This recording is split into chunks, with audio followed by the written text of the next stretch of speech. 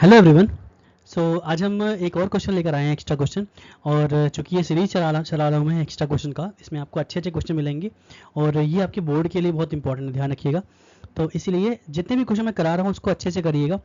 और ध्यान रखिए, मैं एक क्वेश्चन के बाद में होमवर्क जरूर दे रहा हूँ, जिसमें हो सकता है कुछ होमवर्क देने लायक क्वेश्चन होते हैं, तो मैं इसमें होमवर्क जरूर देता हूँ। जैसे कि इस क्वेश्चन में आपको होमवर्क मैं दूंगा, इसी जैसा क्वेश्चन रहेगा वो, तो आपको उसको सॉल्व करके आपको मुझे आंसर आपको कमेंट में बताना है।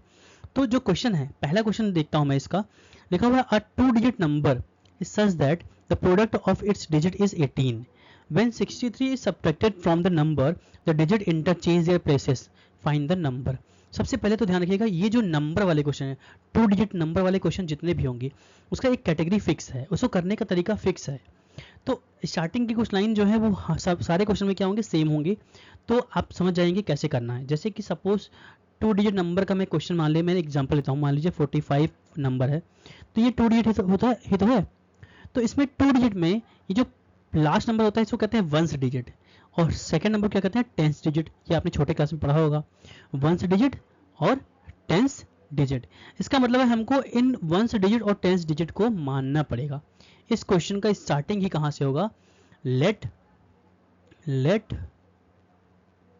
Once digit be x. पहला लाइन ये रहेगा, सब में फिक्स रहेगा, and tens digit be y. Simple, मैंने एक्स टेंस डिजिट और वंस डिजिट को मान लिया है। अब अगर नंबर को, अगर मैंने मान लिया, डिजिट्स को मैंने मान लिया है, तो मैं नंबर भी तो फॉर्म कर सकता हूँ। कैसे फॉर्म करेंगे, ये एक तरह का समझ लीजिए फॉर्मूला ही है, 10 into tens digit plus ones digit, simple is that. इसका मतलब है कि 10 में टेंस डिजिट मैंने क्या माना है, y माना है ना, तो y इंटू कर देंगे और प्लस वंस डिजिट को हम ऐड कर देंगे, तो नंबर बन गया 10y प्लस x। इतनी लाइनें हमेशा क्या होंगी, फिक्स होंगी इस जैसे क्वेश्चन के लिए। अब केस फर्स्ट जो कह रहा है, क्वेश्चन में कह रहा है कि उनके डिजिट्स का प्रोडक्ट, इनके डिजिट्स का प्रोडक्ट जो है वो 18 है। इसका मतलब अगर मैं x और y को अगर मैं इंटू कर देता हूं तो मुझे 18 मिल जाएगा। ये पहला इक्वेशन है।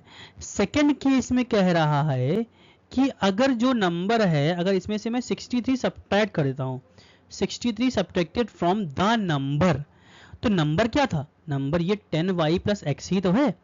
मतलब इसमें से अगर मैं 63 को माइनस कर दूं, तो क्वेश्चन कह रहा है the digit interchange their places. तो डिजिट कैसे इंटरचेंज करते हैं, जैसे मैं एग्जांपल मैंने लिया था अभी 45 का ना, मैंने एग्जांपल लिया था 45 का, अगर डिजिट इंटरचेंज करेंगे तो 54 बन जाएगा ना ये क्वेश्चन। इसका मतलब है जो वंस डिजिट था वो टेंस बन गया, और जो टेंस डिजिट था वो वंस बन जाएगा। तो मैं वही करने जा रहा हूँ यहाँ पर भी, तो ध्यान से देखिएगा क्वेश्चन को। इसका मतलब है अगर 10y प्लस एक्स में से अगर मैंने 63 को माइनस कर लिया, जैसा कि उसने कहा था 63 अगर मैं माइनस करता हूँ नंबर में से, तो ये जो डिजिट्स हैं वो इंटरचेंज हो जाएंगे। मतलब जहाँ y था वहाँ x आ गया, और जहाँ x था वहाँ y हो गया। अब इसको सॉल्व करते हैं। 10y, ये जो x और y वाले दोनों नंबर है मैं इनको लेफ्ट में ट्रांसपोज कर देता हूँ। तो 10y के पास में प्लस y आया, माइनस y बन गया, और प्लस x के पास में 10x आ गया, ये माइनस 10x हो गया। और 63 को मैं राइट में भेज देता हूँ, क्योंकि 63 माइनस में था, उधर क्या हो गया, प्लस 63 हो गया है। चलिए 10y माइनस y कितना, y 9y, और x माइनस 10x, तो माइनस 9, सॉरी यहाँ पे माइनस 9 होगा, माइनस 9x इक्वल में 63। अब अगर ध्यान से देखिए तो पूरा इक्वेशन 9 से डिविजिबल है, तो इस 9 से ये 9 कैंसिल, इस 9 से ये 9 कैंसिल, एंड 9 7 63। तो जो इक्वेशन बना वो कुछ इस तरह बना, x y minus x is equal to 7। क्या बना, y minus x is equal to 7। ये आपका क्या बन गया, इक्वेशन सेकंड बन गया है। क्या बन गया, इक्वेशन सेकंड। लेकिन ध्यान रखिएगा, इसमें से मैं y की वैल्यू को निकाल लेता हूं, तो x क्या हो जाएगा, राइट साइड में ट्रांसपोज हो जाएगा। ठीक है, अब ये जो सेकंड इक्वेशन मैंने बनाया है, इसमें y की जो वैल्यू आई है, इसको मैं इस फर्स्ट इक्वेशन में y की जगह पर रखूंगा, क्योंकि y जो है वो 7 प्लस एक्स है, और इस 7 प्लस एक्स को इस y की जगह पर अगर मैं रखूंगा तो क्या बनेगा equation, putting y is equals to 7 plus x in equation first. इस इक्वेशन फर्स्ट में मैं y के जगह पर रखने जा रहा हूँ वैल्यू, तो 7 प्लस एक्स मैंने y के जगह पर रख दिया, इक्वल में है 18। अब इस x का इंटू करते हैं, 7 into x 7x, x into x x square और इक्वल में है 18। अब इसको स्टैंडर्ड फॉर्म में कन्वर्ट करते हैं, पहले एक्स स्क्वायर आएगा फिर 7x आएगा और ये 18 प्लस में इधर क्या हो जाएगा -18 हो जाएगा।